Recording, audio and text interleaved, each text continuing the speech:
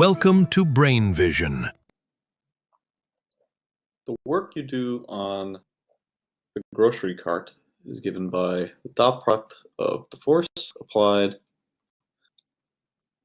work equals the dot product of the force applied with displacement of the cart. So we can work that out. This is 30 newtons times minus 9 meters plus minus 40 newtons times minus 3 meters. If we work that out, that's minus 270.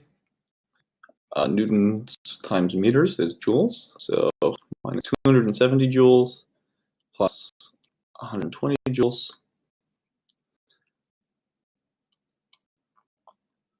And the result of this is minus 150 joules. Notice that the result is negative. This means that you are doing negative work on the cart, and the cart is doing positive work on you, probably due to the strong wind being applied.